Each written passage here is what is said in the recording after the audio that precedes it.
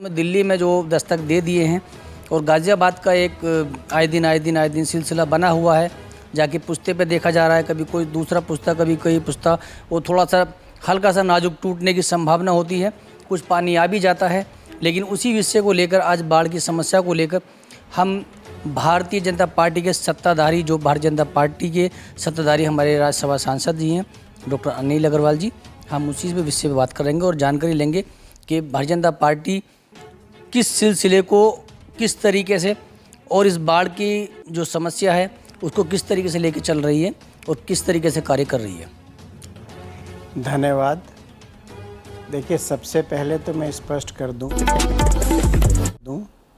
दिल्ली की बाढ़ सरकार की पूरी तरह से विफलता थी, केजरीवाल सरकार की।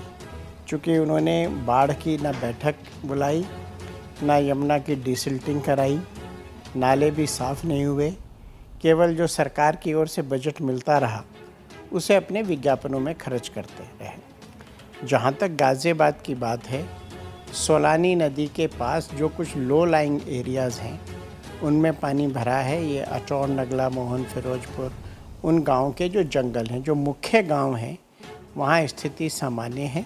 और जो उन लो लाइंग एरिया में रह रहे थे, बाढ़ डूब क्षेत्र में रह रहे थे लोग, उनको लाके उस क्षेत्र में बसाया गया है।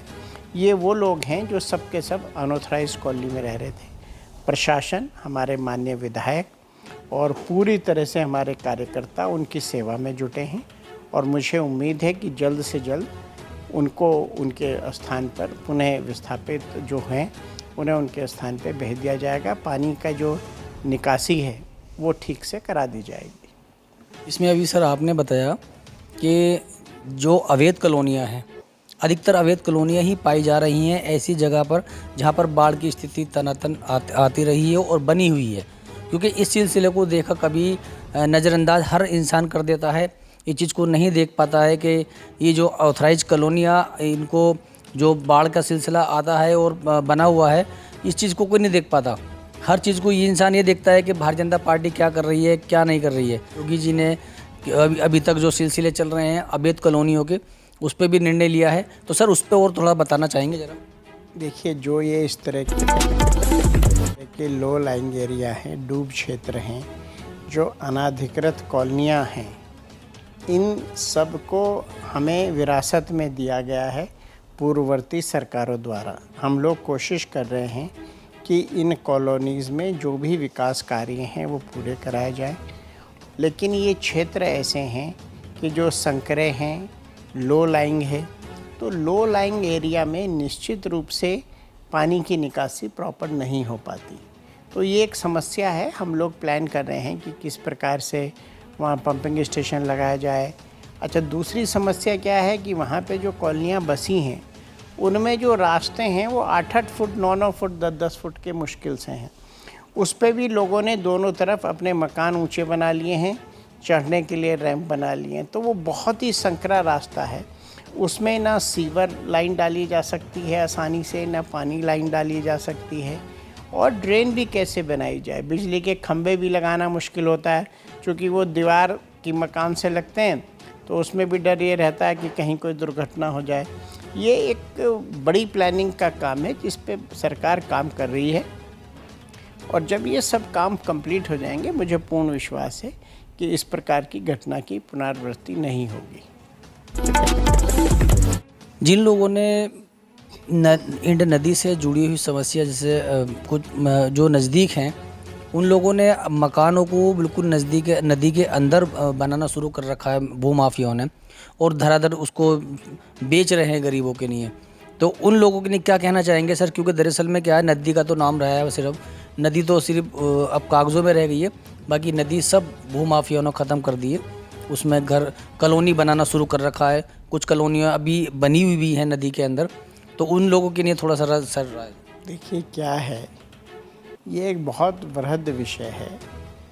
जब गर्मी का दिन होता है, सर्दी का दिन होता है, नदी में पानी नहीं तो सूख जाती है, लेकिन जब बरसात आती है तो उसमें पानी आ जाता है। तो ये जो खरीदने वाले लोग हैं, इन्हें भी ध्यान देने की आवश्यकता है। वहाँ गाज़ियाबाद विकास प्राधिकरण ने, जिला प्रशासन द्वारा वहाँ पे बाकायदा बोर्ड लगाए गए हैं कि यहाँ पे कोई भी खरीद फरोख्त वैध नहीं है, फिर भी लोग खरीद लेते हैं, तो ये दिक्कत की बात है।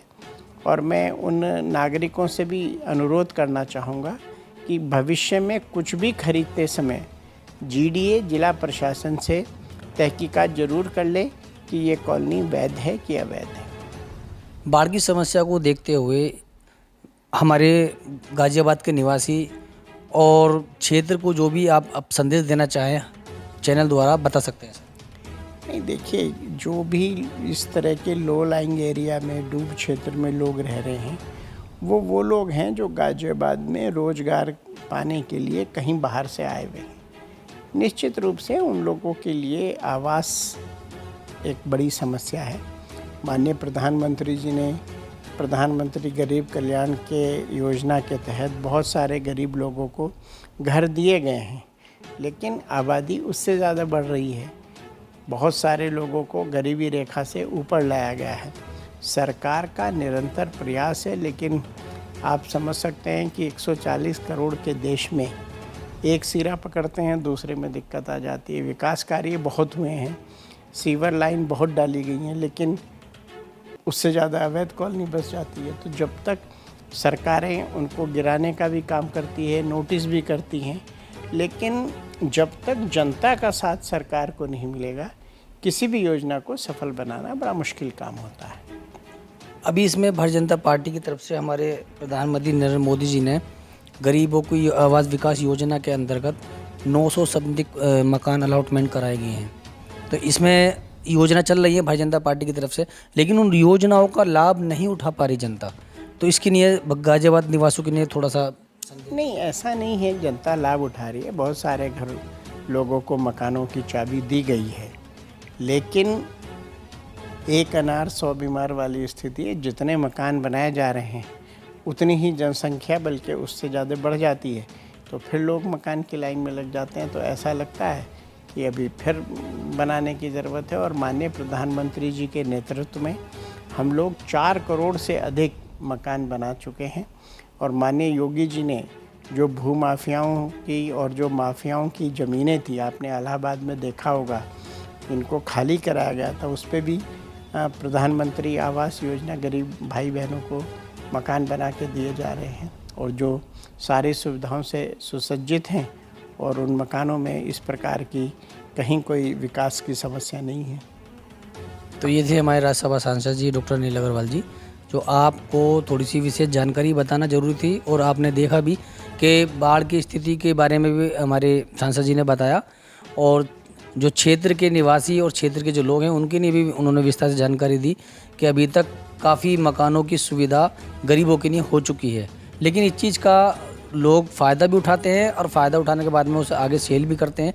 इस चीज़ पे थोड़ा गौर करा जाए। हमारी जनता से भी अपील है कि जो जिस चीज़ का लाभ जनता पार्टी दे रही है उसको भी थोड़ा सा नज़रअंदाज नहीं किया जाए। आप देख रहे हैं कैमरामैन चौधरी समक्ष पवन रिपोर्ट। सत श्री अकाल, नमस्कार, आदाब।